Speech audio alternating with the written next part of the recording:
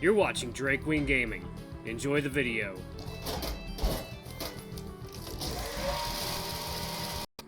Hey guys, Nary here from Drakewing Gaming. Some of you know me on Twitter, The Gaming Drag, and today I'm coming at you with another Let's Play episode of Dawn Chorus, Devon's Path. So, we are in his room now. We made it, guys. This isn't quite the journey's end. We still have some extra content for the next day to do. So, let's see where the evening takes us, shall we? I wonder. Probably nothing too lewd. Devon's quite reserved. Anyway, Panther Daddy time. Something tells me that prying further would be a bad idea, though, at least for now. If you weren't happy there, then I'm glad you moved out. I never understood why people stay at places that make them unhappy. We're only given one short life, and they're wasting it on being miserable. Not everyone can afford to leave. It wasn't easy for me either. I had to sell everything I had to be able to move here. People are often scared, too. They're afraid of leaving their friends behind, of the language barrier. They're scared that they might have a hard time finding work or fitting in. But you did it, and by the look of it, you're way better off this way. Yeah, you're right. I do feel better. I didn't have many friends there, and I didn't have anything to lose. I'm still slowly getting used to living here. The different mentality, different customs, different pace of living. But yeah, I'm better off this way. Devon glances at a watch before grabbing his slice of cake. Okay, the telescope should be ready to be packed. I'll go deal with this quickly. You can go ahead and take a shower now if you want. Okay, I think I will. I probably don't smell yet, and I already took one shower today, but I'm starting to feel tired, and it would be nice to freshen up anyway. You don't want any help with that? It's fine. It's a bit of tedious work, and you still have the cake to finish. Oh, Devon, you can have my cake. By the way, if you want to go to sleep already, my bed is the one closer to the window. I'll be back soon. If you want to leave the room, just leave the door unlocked. Sure thing. And just like that, Devon exits the room, leaving me here alone. He really must trust me to do that, and that knowledge comforts me. A shower can wait a moment longer, though. I still have that slice of cake.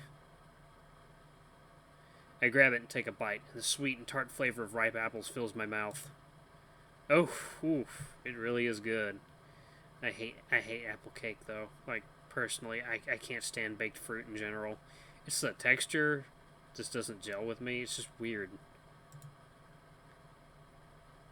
The crust, it's like, for me, it's like, if it's baked fruit, it's like eating sweet slime. That's what it's like for me. I do not like it. Oh, it really is good. The crust is perfectly baked and crumbles easily. Now, I eat the damn crust any day. And the hint of cinnamon enhances the flavor.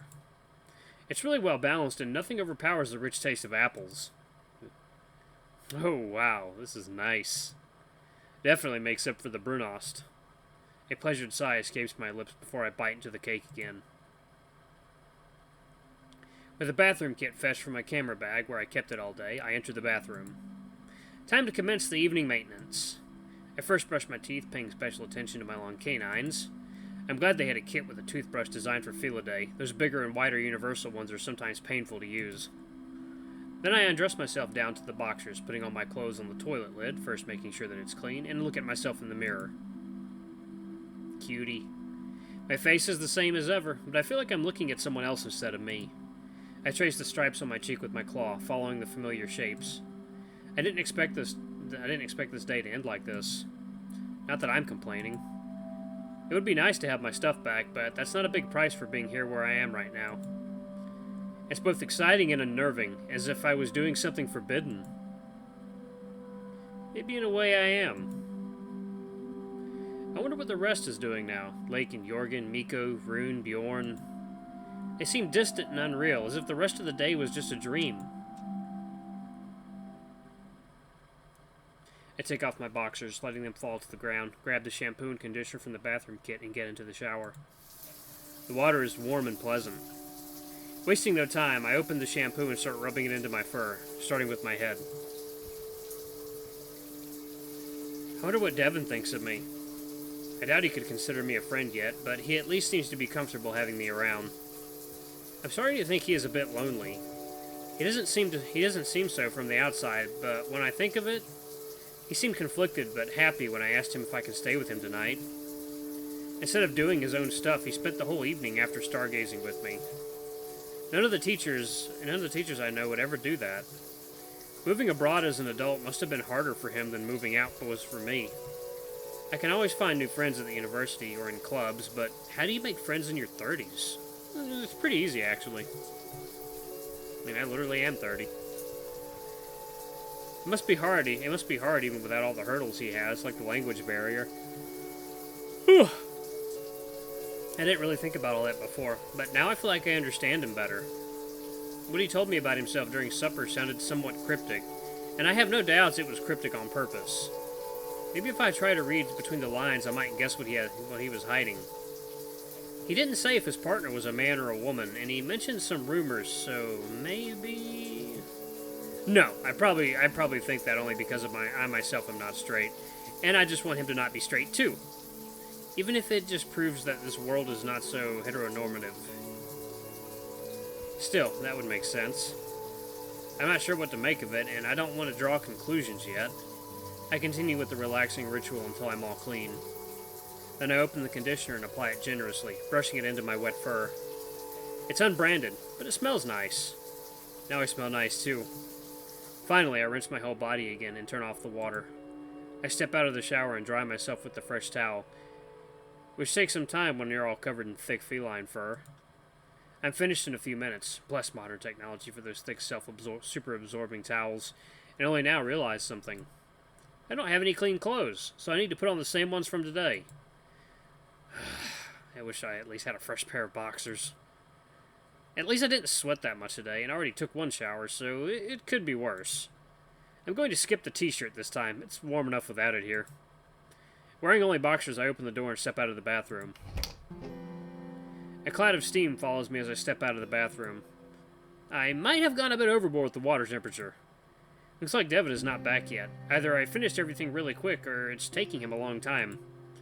Maybe I should have gone and helped him anyway? Although, I don't know if he'd let me after that accident on the stairs.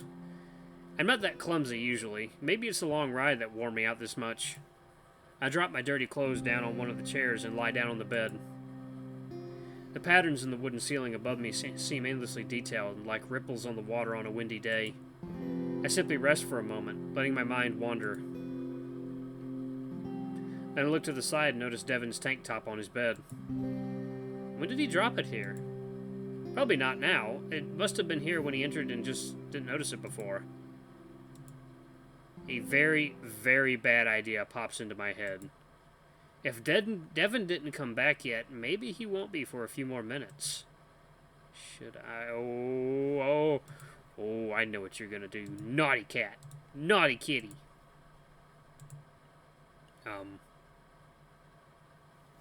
No! Yes, definitely. Oh, yeah. I glance at the door, as if to check if they're for sure closed, even though I know they are. Then I sit up on my bed and look at the piece of clothing lying on the other bed, suddenly feeling very tense. Oof, my paws are trembling. There's a weird ringing in my ears. I grab the tank top and press it against my snout, giving it a small whiff. Devon's scent fills my nose instantly. It's deep, masculine, and delicious. I close my eyes and breathe in through the fabric, just taking in the scent. Am I really having these sorts of thoughts about my coach? Of course he's attractive, he's well-built and handsome, but he's my coach. This is just a harmless fantasy though, right? And we're both adults anyway, so who cares? Oh, who am I trying to convince? This is so fucked up. But it's out of my control now. Taking another greedy whiff, I imagine that it's not a tank top that my snout is pressed against, but Coach Devon's chest. I recall the image of him standing in the shower after the swimming pool, how his dark fur glistened in the water. I imagine my fingers brushing through it as I explore his body. Suddenly, I hear the door to the room opening. Oh crap. Faster than I can think of what I'm even doing, I throw the crumpled tank top back on Devon's bed and lie down on mine, facing the pillow. My heart is beating like crazy, pumping adrenaline into every cell of my body. I can hear Devon locking the door behind me before walking further into the room. I hope he didn't see that, otherwise I have no idea how I can explain that to him. Garvin? Crap. Yes? My voice comes out shrill and weak, and I already know I'm toast. Are you feeling fine? Yes, I just went a bit overboard with the water temperature, and now I just need to lie down for a bit. Okay, that sounded convincing. Maybe he won't notice anything. I roll into my back and look at him, standing next to the table and looking away from me, looking somewhat uncomfortable. Only now I realize that I'm wearing only boxers and probably not looking very decent right now. Maybe you need a cup of water or something? Should I open a window? It's fine, really. I just need a moment. You can open the window, though. Devon walks up to the window and opens it slightly, leaning on the windowsill and looking out.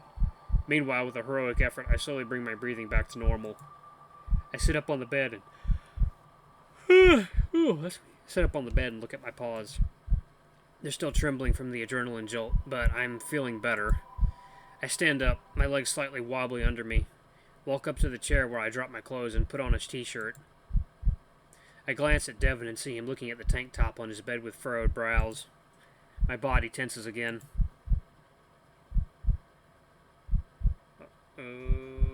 Spaghetti.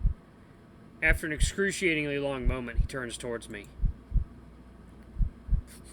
Feeling better now? Yes, it's fine, thank you. Good. I'll go take a shower now. You can go to sleep already if you want. I'll try to keep quiet. No need to. I'm not that tired yet. Okay, I'm back in a moment then. Phew! I sit down at the edge of my bed and deflate. If he suspects anything, he didn't show it anyway. For my own peace of mind, I'm going to assume that he doesn't. Unless he told me that he's back in a moment to stop me from doing anything like that again. I just hope he didn't think I went through his things. Well, he didn't throw me out yet, and I think he's the type that would confront me directly if he suspected anything like that. There's no point in overthinking that now, though. Instead, I jump off the bed and take out my phone from the trouser pocket. I got a few new messages, and I sit down on my bed to answer them. Oh, a message from Rune. It's not something I expected to see. Sent more than an hour ago, but I haven't checked my phone since then. Hey, saw you chatting with Devon outside when I was eating. What's up? Are you in trouble? That's sweet. Thanks for asking, but no. I'm staying in his room tonight, so I stayed behind to help him with stuff.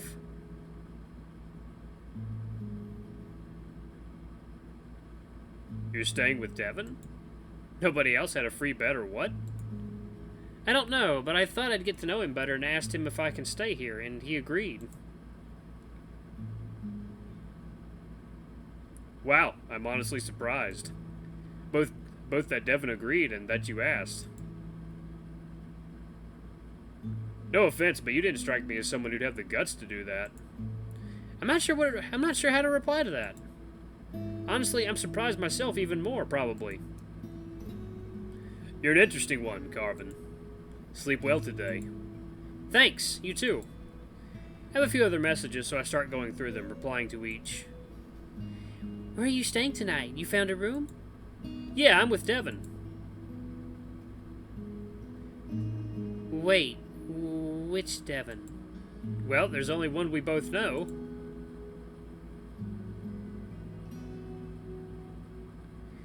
You mean the coach? Yeah? Yeah, I can understand the shock.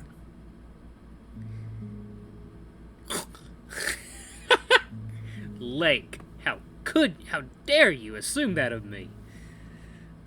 Tell me, how did it go later?